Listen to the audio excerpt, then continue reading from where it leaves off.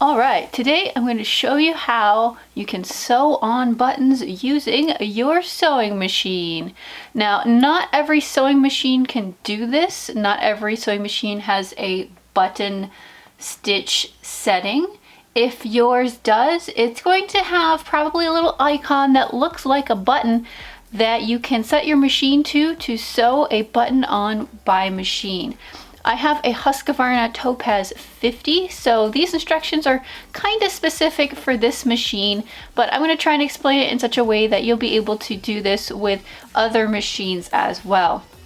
So over on my control panel over here, I can go into my stitches and scroll to find where I have the button setting. So that's stitch number 36 on my machine.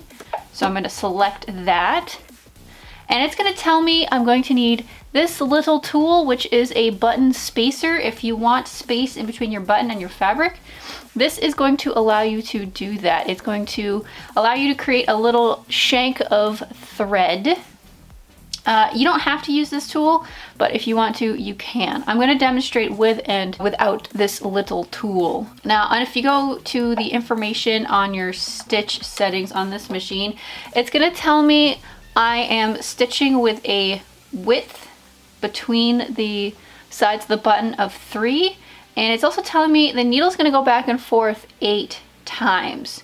So it's going to go back and forth 8 times before it stops and ties off. So I'm going to take some fabric here. Also, you're going to want to take any feet off the shank. You don't want any foot on while you're putting a button on. So I'm going to take my little tool, put it under the shank, take a button, and if this is a 2-hole button, if you have a 4-hole button, basically you're just going to do this twice. Okay, so now I have my button prepped and ready to go. So the first thing you want to do is lower your needle so that it's going through the first hole. So you're going to do that manually, and then you want to put the shank down.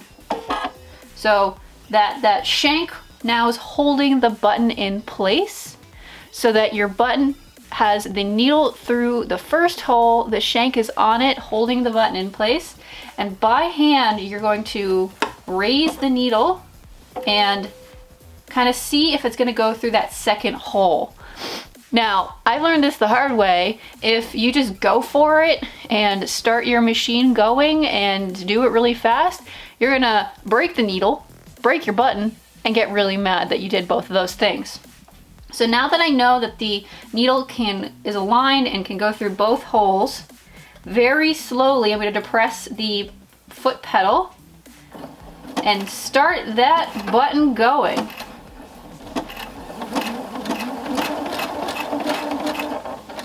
All right, it's done, and I'm just gonna hit my cutter, and voila, I have a button sewn on.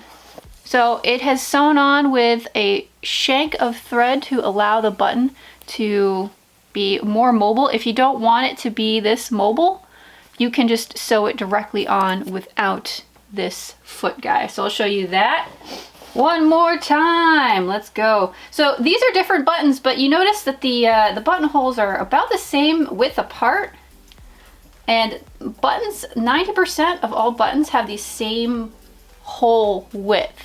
If you do need to change the width of your stitch, you can do that on your machine over here for the Husqvarna. All right, so I've got it through that first hole. I'm going to put my shank down. Check to see if it's going to go through that second hole okay, and it is. And here we go. And just go slow.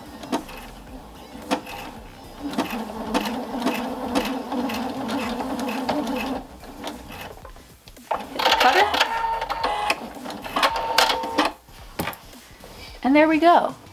You have a nicely stitched on button. And you can see this one is definitely stitched on more closely to the fabric, and this one is a little bit looser and has that shank of thread. And that's it. That's how you sew buttons with your machine. I'm so glad I learned this, so I'm sharing this with you as well. I hope that this is helpful for you in your buttoning endeavors. And like I said earlier, this is particular to this machine. Your machine may do it differently. So hopefully this can help you just in general learn about your machine, and also if you have a Husqvarna Viking Topaz 50, that's how to do it for this particular machine. So if you have any additional questions or comments, please leave that in the comment section down below. Don't forget to give this video a thumbs up and hit that subscribe button for more tutorial content. See you in the next video.